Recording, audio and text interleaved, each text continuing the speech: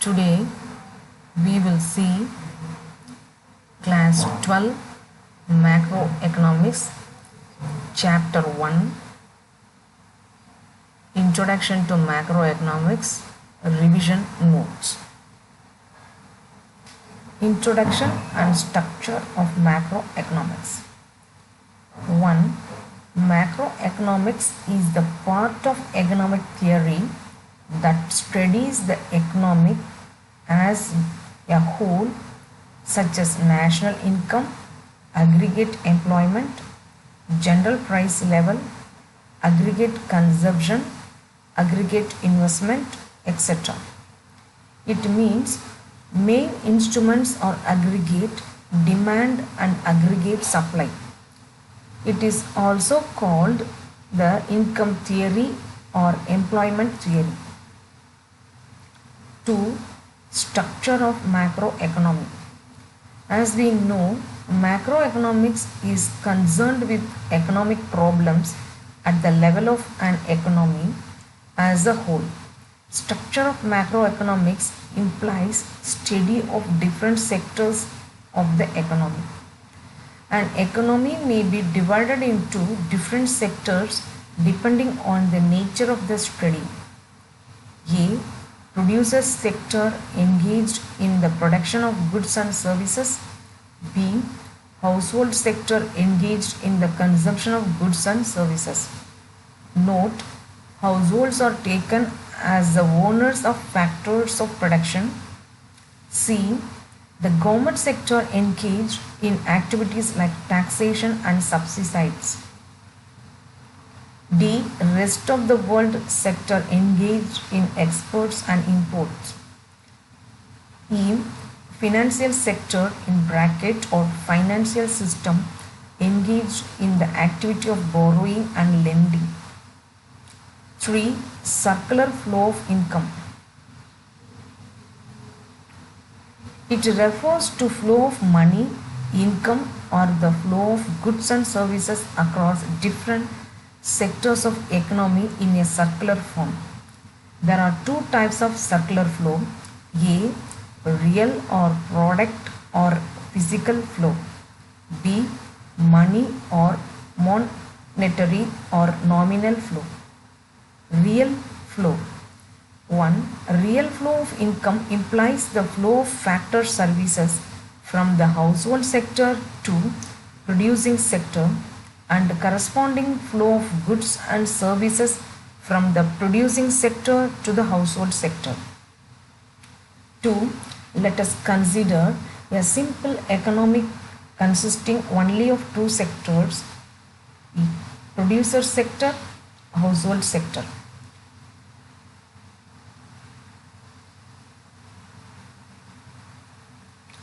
3. These two sectors are independent on each other in the following ways. Producers supply goods and services to the household. Household (as the owners of factor of production) supplies factors of production or factor services to the producers. This interdependence can be explained with the help of the diagram given here.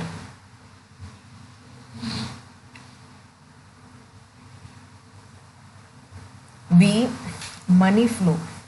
Money flow refers to the flow of factor income as rent, interest, profit and wages from the producing sector to the household sector as monetary rewards for their product services, as shown in the flow chart. 2. The households spend their incomes on the goods and services produced by the producing sector. Accordingly, money flows back to the producing sector as household expenditures, as shown in the flow chart. Circular flow of income in two-sector model. The following conceptions with regard to simple economy with only two sector of economics activity are: 1. There are only two sectors in the economy, that is household and firms. 2. Household supply factored services to firms. Firms hire factor services from households. 4. Households spend their entire income on consumption. 5. Firms sell all that is produced to the households. 6. There is no government or foreign trade.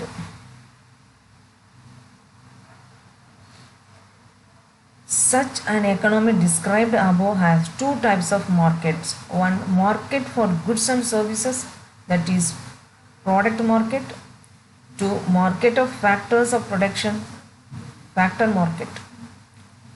As a result, we can derive the following in the case of our simple economy.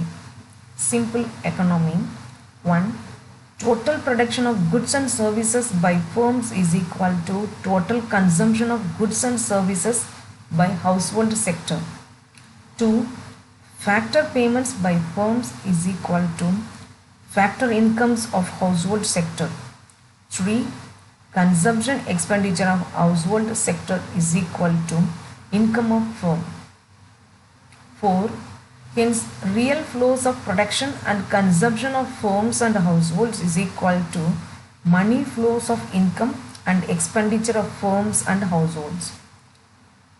Phases of circular flow.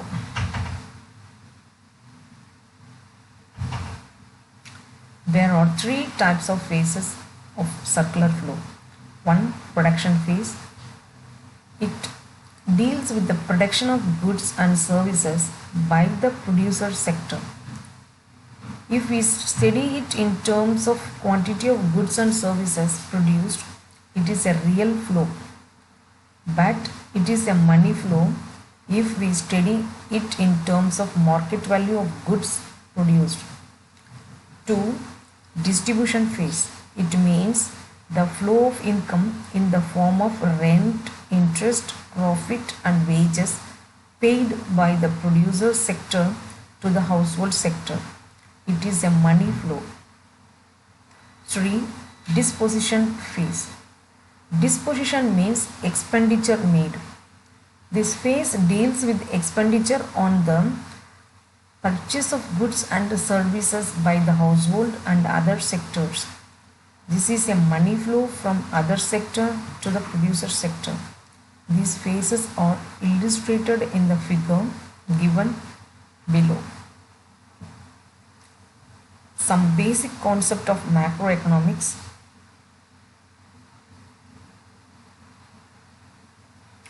1. Factor income. A.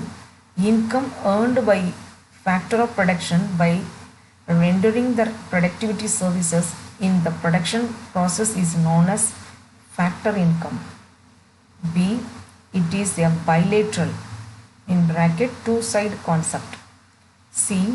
It is included in national income as it contributes something in the flow of goods and services. Examples: rent, interest, wages and profit. 2. Transfer income. A. Income received without rendering any productivity services is known as transfer income. B. It is unilateral (one-side) concept. C. It is not included in national income as it does not contribute anything in the flow of goods and services. Examples: old age pension, scholarships, unemployment allowance. There are two types of transfers. 1. Current transfers. 2. Capital transfer. Current transfers.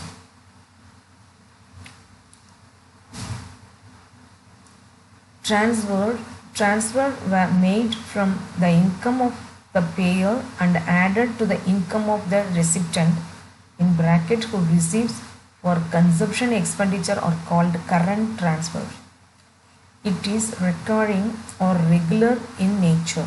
For example, scholarships, gifts, old age pension, etc. 2. Capital transfers. Capital transfers are defined as a transfer in cash and in kind for the purpose of investments in recipients made out of the wealth or serving of the donor. It is non-recurring or irregular in nature. For example, investment grant, capital gains tax, war damages, etc. 3. Stock. A. Any economic variable which is calculated at a particular point of time is known as stock. B. It is static in nature, that is, it do not change. C. There is no time dimension in stock variables. For example, distance, amount of money, money supply, water in tank, etc. 4. Flow. A. Any economic variable which is calculated during a period of time is known as flow. B. It is dynamic in nature, that is, it can be changed. C. There is time dimension in flow variables. For example, speed, spending of money, water in river, exports, imports, etc. 5. Economic territory or domestic territory. A. According to the United Nations, economic territory is the geographical territory administered by a government within which persons, goods and capital circulate freely. B. The above definition is based on the criterion freedom of circulation of persons, goods and capital. Clearly, those parts of the political frontiers in bracket or boundaries of a country where the government of that country does not enjoy the above freedom are not to be included in economic territory of that country. One example is emphasizes Government of India does not enjoy the above freedom in foreign embassies located within India. So, there is not treated as a part of economic territory of India. They are treated as a part of the economic territories of the respective countries.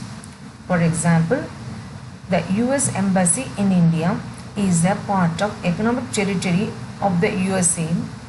Similarly, the Indian Embassy in Washington is the part of the economic territory of India. 2. International organization like UNO, WHO, etc. located within the geographical boundaries of their country. 3. In layman terms, the domestic territory of a nation is understood to be the territory lying within the political frontiers within bracket or boundaries of a country. But in national income accounting, the term domestic territory is used in a wider sense based on freedom criterion. The scope of the economic territory is defined to cover ships and aircrafts owned and operated by normal citizens between two or more countries. For example, Indian ships moving between China and India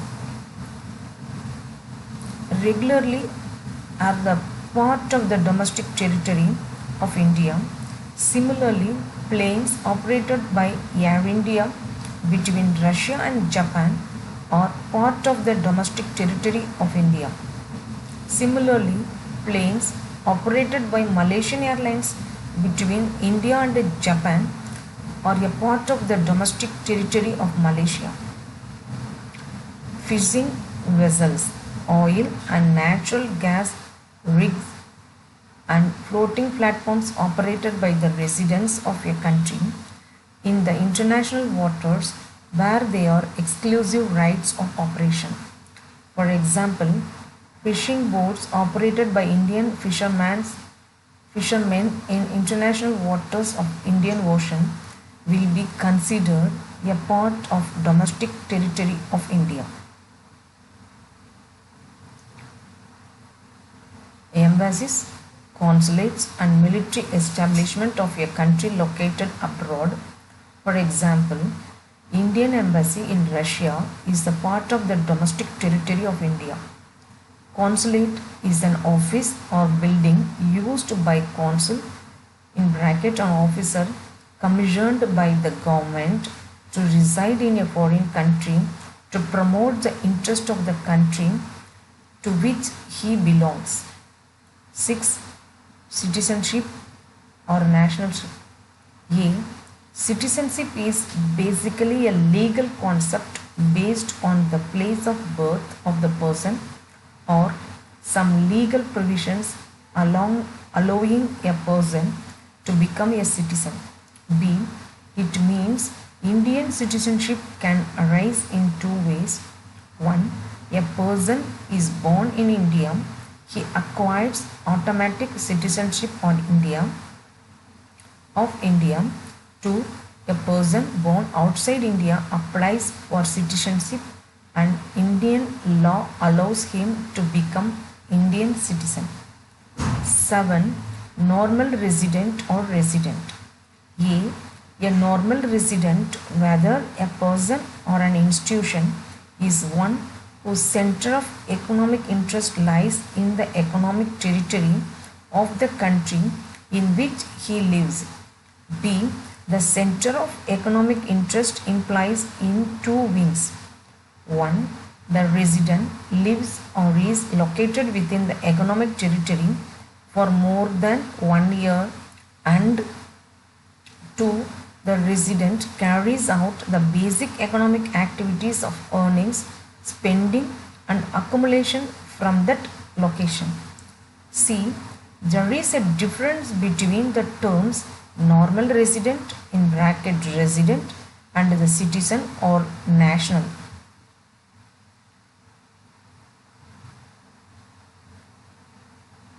1.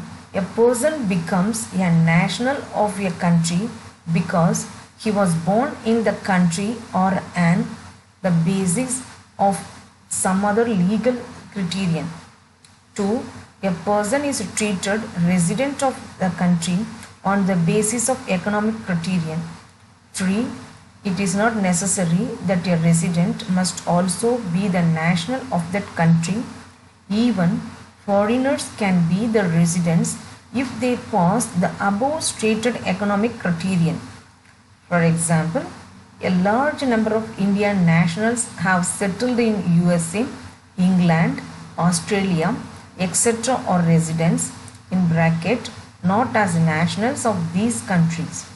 For India, they are non-resident Indians (NRI) but continue to remain Indian nationals. Following are not included under the category of national residents. 1. Foreign visitors in the country for such purposes as recreation, holidays, medical treatment, study tours, conference, sports events, business, etc.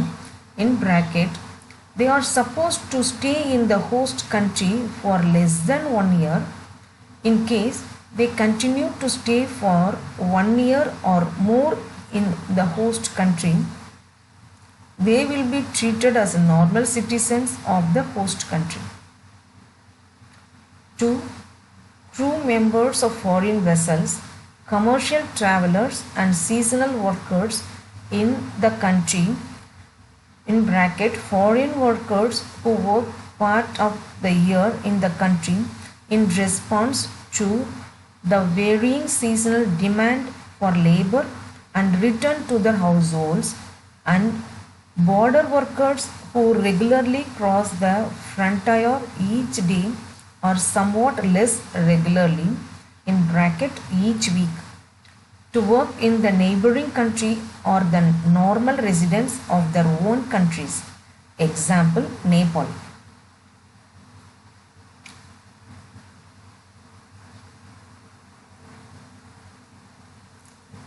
3. Officials, diplomats and the members of the armed forces of the foreign country. 4. International bodies like World Bank, World Health Organization or International Monetary Fund are not considered residents of the country. in which these organizations operate but are treated as residents of international territory. However, the staffs of these bodies are treated as normal residents of the country in which the international body operates. For example, international body like World Health Organization located in India is not a normal resident of India, but Americans working in its office for more than a year will be treated as normal residents of India. 5. Foreigners who are the employees of non-resident enterprises and who have come to the country for the purpose of installing machineries or equipment purchased from their employers. In bracket, they are supposed to stay for less than 1 year. In case they continue to stay for 1 year or more, they will be treated as normal residents of the host. 8. Final goods. A. These are the goods that are used for 1. Personal consumption in bracket like bread purchased by consumer household, or if investment or capital formation like in bracket like a building machinery purchased by a firm. B. In other words, final goods are those which require no further processing and are available in the economy for consumption purpose or investment. These give direct satisfaction to a consumer. C. According to production boundary, if a good crosses the machinery line around the production unit and reaches to final consumer or investment made by a producer within the machinery line of production unit is known as the final good. 9. Intermediate goods. A. These are the goods that are used for 1. Further processing bracket like sugar used for making sweets, or 2. Resale in the same year bracket if car purchased by car dealer for resale. B. In other words, intermediate goods are the ones which require further processing and are not available in an economy for the purpose of consumption. These goods give indirect satisfaction to a consumer. C. According to the production boundary, if a good does not cross the imaginary line around the production unit and it reaches to other firm within the production boundary is known as the intermediate good.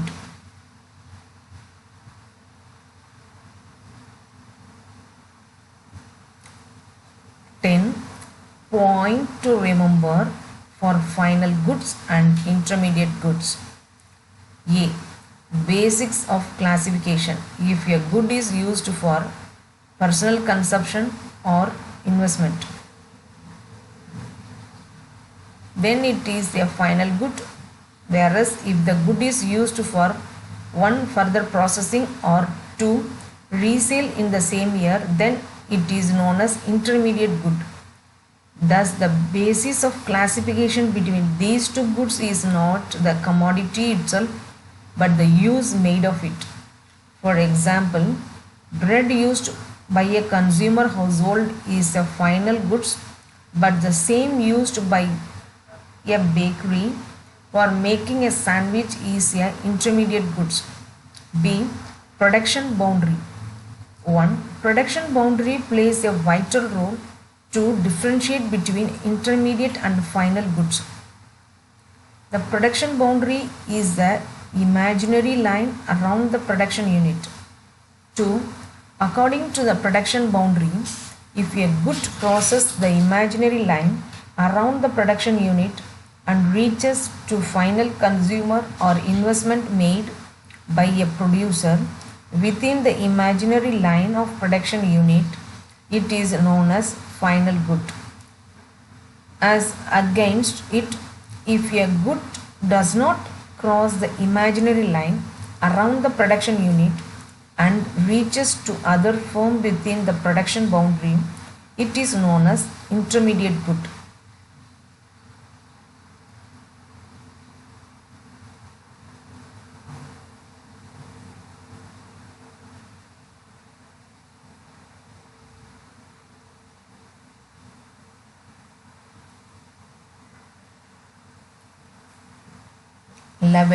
Important points about intermediate goods. As far as intermediate consumption of general government is concerned, its purchased goods ranges from ordinary writing paper, pencil and pens to sophisticated fighter aircrafts. The goods and services purchased include both the durable goods and non-durable goods and services. The intermediate consumption of the general government includes the following items. A. Value of all non-durable goods and services such as petrol, electricity, lubricants, stationery, soaps, towels, etc., including repair and maintenance of capital stock. Non-durable goods and services are those which have an expected lifetime of the use of less than 1 year. Repair and maintenance of capital stock mean expenditure incurred for maintaining fixed assets and keep them in good working order. This includes the expenditure on new parts of the fixed assets. The life of the new parts may be around 1 year or slightly more, and the value should be relatively small. For example, replacement of the tires of truck is an intermediate consumption, but not the replacement of its engine. B. Expenditure on military equipment, missiles, rockets, bombs, warships, submarines, military aircrafts, tanks, missile carriers and rocket launchers, etc., whose function is to release weapons, military vehicles and light weapons. C. Value of goods received from foreign governments in the form of gifts or as transfers.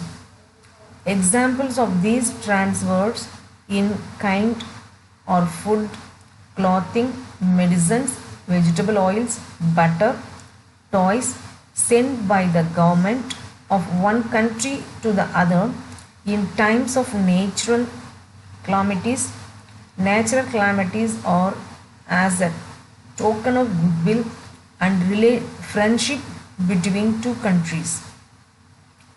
However, the goods received for distribution to consumer households without renovation or alternation should not be included in intermediate consumption, as these goods go into the final consumption of consumer households.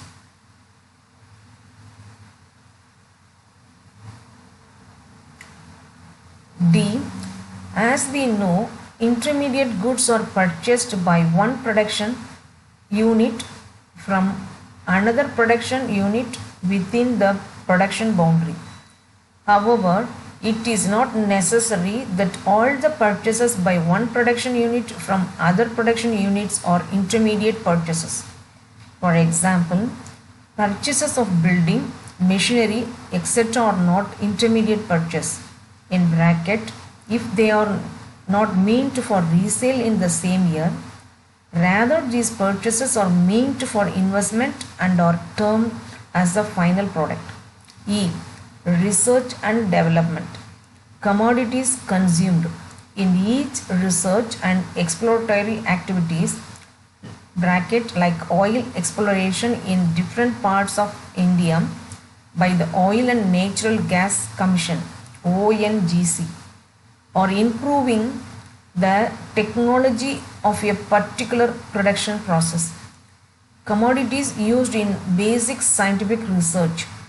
Advertisements, market research, and public relationship meant for improving the goodwill of business enterprises. Business expenses of the employees on tours and entertainment. 12. Final goods can be classified into two groups: consumption goods and capital goods.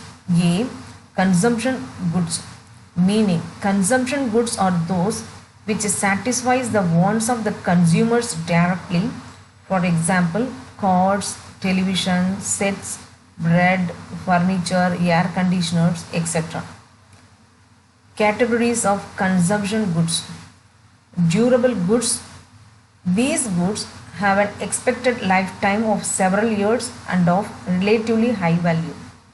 They are motor cars, refrigerator, television sets, washing machines, air conditioners, kitchen equipments, computers, communication equipments, etc. Semi-durable goods. These goods have an expected lifetime of the use of 1 year or slightly more. They are not of relatively great value. Examples are clothing, furniture, electrical appliances like fans, electric irons, hot plates, and crockery. Non-durable goods. Goods which cannot be used again and again, that is, they lost their identity in a single act of consumption, are known as non-durable goods. These are food grains, milk and milk products, edible oils, beverages, vegetables, tobacco and other food articles. Services. Services are non-material goods which satisfy the human wants directly. They cannot be seen or touched, etc. They are intangible in nature. These are medical care, transport and communication, education, domestic services rendered by hired servant, etc.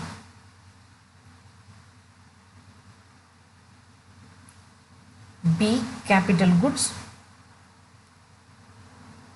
1. Capital goods are defined as all goods produced for use in future productive processes. For example, all the durable goods like cars, trucks, refrigerator, buildings, aircrafts, airfields and submarines used to produce goods and are ready to for sale in the market as a part of the capital goods. 2. Stocks for raw materials. Semi-finished and finished goods lying with the producers at the end of an accounting year are also a part of capital goods. 3. Some more examples of capital goods are machinery, equipment, roads and bridges. 4. These goods require repair of replacement over time as their value depreciate over a period of time.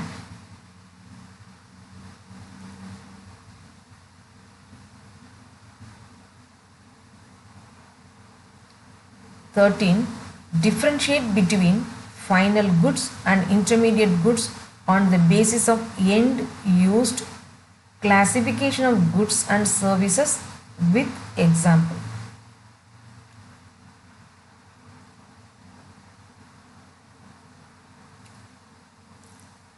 The answer is given in the description box. 1. Circular flow of income. It refers to flow of money income or flow of goods and services across different sectors of the economy in a circular form. Money flow. Nominal flow. Money flow refers to the flow of factor income as rent, interest, profit and wages from the producing sector to the household sector as monetary rewards for the product factor services. 3. Real flow or physical flow. Real flow of income implies the flow of factor services from the household sector to the producing sector and corresponding flow of goods and services from the producing sector to the household sector. 4. Factor income. Income earned by the factor of production by rendering their productivity service in the production process is known as factor income. Transfer income. Income received without rendering any productive services is known as transfer income. 6. Current transfers. Transfer made from the current income of the payer and are added to the current income of recipients in brackets who receive for consumption expenditure are called current transfer. 7. Capital transfer. Capital transfer are defined as a transfer in cash and in the kind for the purpose of investment to recipient made out of the wealth or saving of a donor. 8. Final goods. These are those which are used for A. Personal consumption like bread purchased by consumer household, or B. Investment or capital formation in bracket like building machinery purchased by a firm. 9. Intermediate goods. These are those which are used for A. Further processing like sugar used for making sweets, or B. Resale in the same year in bracket if car purchased by the car dealer for resale. 10. Consumption goods. Consumption goods are those goods which satisfy the wants of consumers daily. 11. Capital goods. Capital goods are defined as all the goods produced by use in future productivity process. Thank you. Sharing is caring. Subscribe for more knowledge.